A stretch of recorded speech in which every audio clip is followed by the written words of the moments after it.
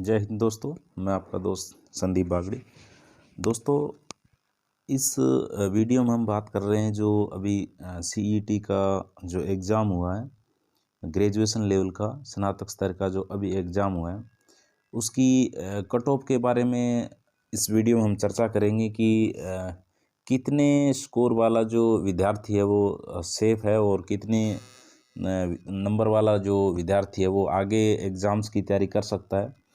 तो कुछ हमने प्रयास किया इस वीडियो में कि साथीगणों से आसपास अपने जो साथी है व्हाट्सएप से, टेलीग्राम से उनके नंबर्स जान के कि कितने नंबर उनके बन रहे हैं, उस हिसाब से मैंने एक कट ऑफ तैयार करी है। और वैसे अगर देखा जाए तो सीईटी का अभी तक कोई दायरा आया नहीं है कि इस दायरे में हम कट ऑफ के आधार पर लड़कों को पास करेंगे या फिर उनकी पास मार्किंग का कुछ रखा जाएगा। तो अभी तक कोई स्टेटमेंट बोर्ड के द्वारा तो कोई निर्धारित हुआ नहीं है। अगर अब हम अपनी ओर से देखें तो कुछ अनुमान लगाएंगे, क्योंकि जो भर्तियां डिपार्टमेंट ने इस सीईटी में ग्रेजुएशन में जो दी है उसके हिसाब से देखेंगे किन किन को पास किया जा सकता है, कितने अभ्यर्थी पास किए जा सकते हैं और नॉर्मलाइजेशन होगा कि नहीं होगा। इन सब विषयों की जो चर्चा है, जो बात है वो हम इस वीडियो में करने वाले हैं। तो वीडियो अंत तक ज़रूर देखिएगा और अपने दोस्तों तक शेयर भी करिएगा। तो सबसे पहले हम बात कर रहे हैं कि सीईटी के अंदर जो स्नातक स्तर का जो सीईटी था, इसके अंदर कुल फॉर्म की बात करें, कुल कितने फॉर्म लगवाए गए थे, तो कुल दोस्तों इसमें 11,27,659 फॉर्म इसमें भरे गए थे। कुल फॉर्म की बात करें तो कुल कितने फॉर्म भरे गए, 11 लाख, मतलब आप मान के चले, मतलब 11,27,000 फॉर्म इसमें भरे गए थे। तो 11,27,000 फॉर्म इसमें अप्लाई किए गए थे। अब इसके अंदर एग्ज़ाम की बात करें तो आपने एग्ज़ाम दिया होगा, आपने देखा होगा कि आपके एग्ज़ाम हॉल में कितने लड़के अनुपस्थित थे। तो उस हिसाब से देखा जाए तो इसमें प्रेजेंट रहने वाले विद्यार्थियों की संख्या थी वो लगभग 8,22,000 समथिंग बच्चों जो थे वो उपस्थित हुए थे। और इसमें एब्सेंट रहने वाले लगभग 3 लाख, मतलब 3.5 लाख बच्चे क्या थे, एब्सेंट हुए थे, मतलब पेपर में नहीं बैठे थे। तो 11 लाख में से 3 लाख तो एब्सेंट हो गए, 8 लाख बैठे। इसमें मैक्सिमम देखा जाए तो 70 से 72% बच्चे हैं वो क्या रहे थे, उपस्थित रहे थे। ठीक है। अब आप भी जानते हैं कि 72% जो लड़के उपस्थित हुए हैं, पेपर देने गए हैं, उनमें आधे से ज़्यादा तो लड़के वही होते हैं जिनकी नॉर्मल बिल्कुल जीरो तैयारी रहती है। मतलब वो वैसे ही होते हैं कि फॉर्म तो लगा ही देते हैं, पता नहीं क्या होगा, तुक्के से पास हो जाएंगे। तो आधे से ज़्यादा लड़के तो वो रहते हैं, कंपटीशन रहता है, वो लाख 1.5 लाख लड़के वही होते हैं जिनका कंपटीशन रहता है हर भर्ती के अंदर।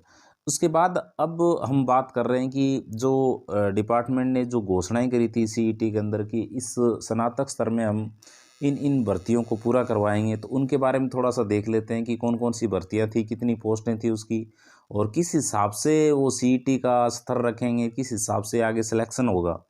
वो आपके मन में शंका चल रही होगी, तो उसको मैं भी अभी दूर कर देता हूँ कि जिस हिसाब से विभाग के द्वारा जो दायरा रखा गया कि ये भर्तियां इसमें करवाई जाएगी, तो मैंने यहाँ विभाग का नाम लिखा है, उसके बाद ये पद लिखा है और इसमें कितनी पोस्टें उन्होंने बताई उसके बारे में थोड़ी बात करेंगे। सबसे पहले दोस्तों गृह रक्षा विभाग है, मतलब जो रक्षा विभाग है वो गृह ग्रुप में आता है। तो इसमें प्लाटून कमांडर की एक भर्ती दे रखी है, प्लाटून कमांडर की। अब प्लाटून कमांडर दोस्तों आरएससी के अंदर भी होता है, एक प्लाटून कमांडर होता है जो आप पुलिस में कहें तो एक 2 स्टार होता है, सब इंस्पेक्टर के लेवल का। तो प्लाटून कमांडर एक एसआई से भी प्लाटून कमांडर की भर्ती होती है आरएससी की। लेकिन ये प्लाटून कमांडर है वो किसका है, ये गृह रक्षा विभाग उसका होमगार्ड का है, ये होमगार्ड का प्लाटून कमांडर है दोस्तों, आरएससी का नहीं है। एक तो ये ध्यान रखना है। तो इसमें कुल पोस्टें कितनी है, 43 पोस्टें हैं, 43 पोस्टें इसके अंदर दी है। उसके बाद में दूसरा जल संसाधन विभाग है, जल मंत्रालय जो आता है, उसके अंदर पोस्टें कौन कौन सी है, जिलेदार और पटवारी की भर्ती है। तो जिलेदार की पोस्टों की तभी घोषणा नहीं करी थी, लेकिन पटवारी जी की जो घोषणा है वो 272 पोस्टें हैं वो घोषित करी थी। तीसरा देखा जाए तो कोष एवं लेखा विभाग था, उसके अंदर कनिष्ठ लेखाकार की वैकेंसी थी और ये सबसे बड़ी भर्ती मानी जा सकती है। इस सीईटी के अंदर 1923 पोस्टें इसमें शामिल की गई थी। अब दोस्तों इस कनिष्ठ लेखाकार की आप सीधे बातों में कहा जाए तो ये जूनियर अकाउंटेंट की जो भर्ती है, वो अकाउंटेंट की भर्ती वो मान सकते हैं।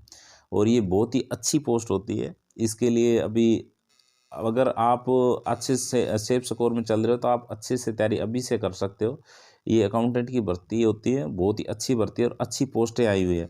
और मान के चले ये जो पोस्टें सारी दी गई है, इस सभी पोस्टों में बढ़ोतरी होने की पूरी की पूरी संभावना है। इन पोस्टों में वृद्धि होगी जब ये भर्ती करवाई जाएगी। तो 1923 हाल ही में इस पोस्ट ने घोषणा करी थी।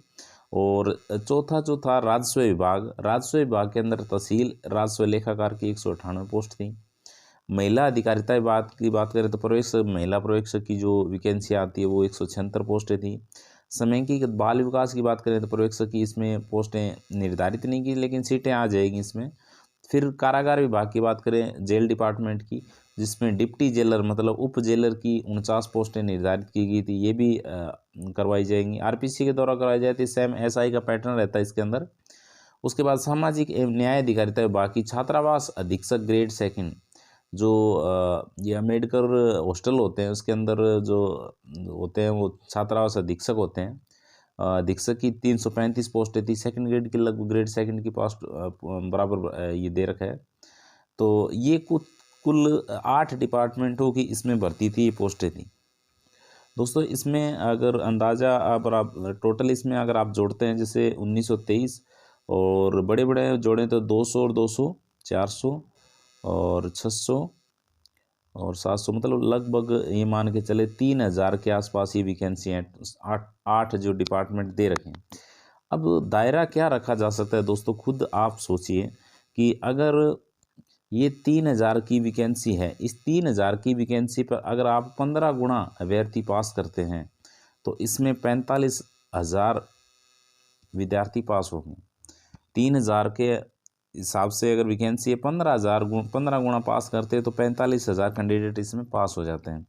लेकिन अब आपको पता है कि हर एक डिपार्टमेंट होता है, जैसे अब कैसे संभावना कैसे रहेगी सीईटी में जो पास हो जाएगा, कैसे दायरा जो रखा जाएगा, हम बात करेंगे किस दायरे के अंदर अभ्यर्थियों को लिए जाएंगे।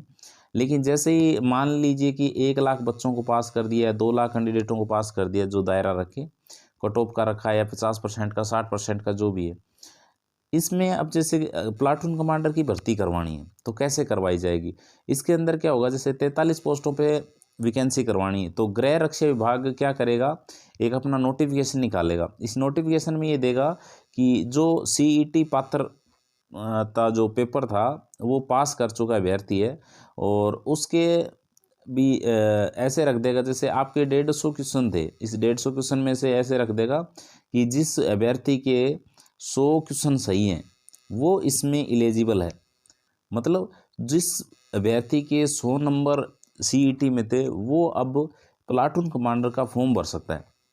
इस हिसाब से ये फार्म भरवाए जाएंगे। जैसे नेक्स्ट हम बात करें, पटवारी की भर्ती आ गई।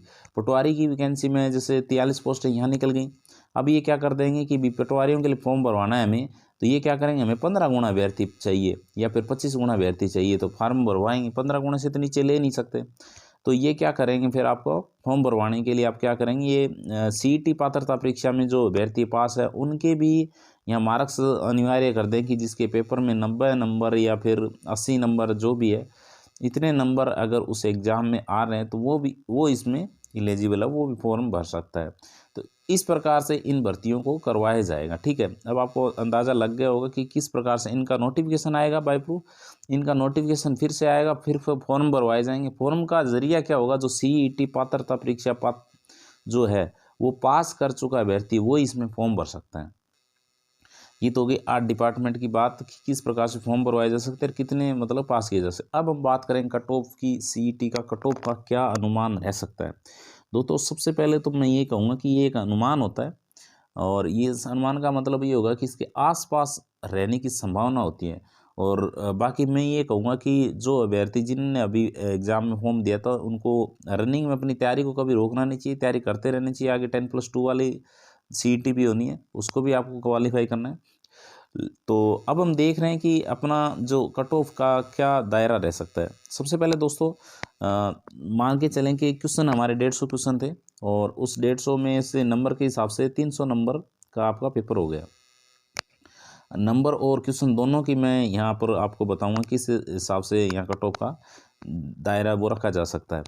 दोस्तों मैं मान के चल रहा हूँ कि यहाँ पर 50,000 प्लस कैंडिडेट यहाँ पास किए जाएंगे। जैसे हमने देखा था वीडियो में प्री का जो एग्ज़ाम है उसमें भी काफ़ी कैंडिडेट पास किए गए थे, 70-75,000 लगभग प्लस पास किए गए थे। तो उस हिसाब से इसमें भी सीईटी के दायरे में, सीईटी में भी काफ़ी लड़के पास किए जाएंगे, तो उस हिसाब से मैंने कट ऑफ तैयार किए। तो ये जनरल कैंडिडेट की बात करेंगे, मेल और फीमेल दोनों तैयार किए। जनरल मेल कैंडिडेट है उसकी अगर 95 से लेकर 107 नंबर के बीच में कट ऑफ, इसका मतलब ये है कि 95 97 भी रह सकती है, 98 रह सकती है, 99 रह सकती है। तो 95 से 107 के बीच का दायरा मैंने रखा है, मतलब 95 प्लस का मान के चले, 95 प्लस जनरल कैंडिडेट। तो इसकी कट ऑफ रहने की संभावना है जनरल कैंडिडेट मेल कैंडिडेट की। और जनरल अगर फीमेल की बात करें तो 80 प्लस, मतलब प्लस माइनस 5 क्वेश्चन की हम बात कर रहे हैं। जैसे हो सकता है 81 रह जाए या फिर 82 कट ऑफ रह जाए, ये फीमेल कैंडिडेट की होगी, जनरल फीमेल की, ठीक है। नेक्स्ट हम बात करें ओबीसी मेल कैंडिडेट की, तो लगभग जनरल और ओबीसी की लगभग संभावना एक ही रहती है। लेकिन फिर भी मैंने जो ओबीसी का जो दायरा है 5 नंबर का कम का ही रखा है मैंने भी। 90 से 100 के बीच का बीच में ओबीसी के रहने की पूरी संभावना है कि 90 और 100 के बीच में रह सकती है। और फीमेल की 80 प्लस माइनस सेम जो जनरल कैंडिडेट की है वही चांस रहेंगे, लगभग 75 76 77 का यही अनुमान रहेगा। और इसी प्रकार एमबीसी में मेल कैंडिडेट के आप देख सकते हैं 85 प्लस माइनस 5 कर सकते हैं, फीमेल में 75 प्लस माइनस 5 कर सकते हैं। और ईडब्ल्यूएस की बात करें तो 80 प्लस माइनस 5। और ऐसी इस प्रकार से हम एससी कैंडिडेट की बात करें तो 75 प्लस माइनस मतलब 76 हो सकता है, 77 78 या फिर 68 भी हो सकता है। ये एससी कैंडिडेट की कट ऑफ का अनुमान है। और एसटी की बात करें तो 70 से 75 के बीच में एसटी कैंडिडेट की कट ऑफ रह सकती है। तो ये कुछ मैंने 6 जो अपनी caste general OBC MBC EWS SC और एसटी के बारे में थोड़ा सा अंदाज़ा मैंने आपको बताया कि यहाँ आप सेफ़ हैं। और वैसे अभी तक कोई दायरा आया नहीं है कि हो सकता है कि ये कह दे कि जो 40% पास मार्किंग है उस हिसाब से सबको पास कर लिया जा सकता है। और नहीं तो फिर 50% का रख देंगे भी, 75 प्लस जिसके भी हैं वो सब पास कर सकते हैं। तो आपको जितने भी नंबर है आपको तैयारी अपनी रनिंग में रखनी है। और नंबर के हिसाब से अगर बात करें तो ओवरऑल जनरल में 190 प्लस, और ओबीसी में 180 प्लस, और एमबीसी में 170 प्लस, ईडब्ल्यूएस में 180 प्लस, और एससी में 150 प्लस, और एसटी की बात करें तो 145 प्लस। ये जो नंबर के हिसाब से हैं, इन कट ऑफ के हिसाब से अगर आपके नंबर आ रहे हैं तो आप अपनी सेफ तरीके से अपनी तैयारी कर सकते हैं, आगे रनिंग कर रख सकते हैं।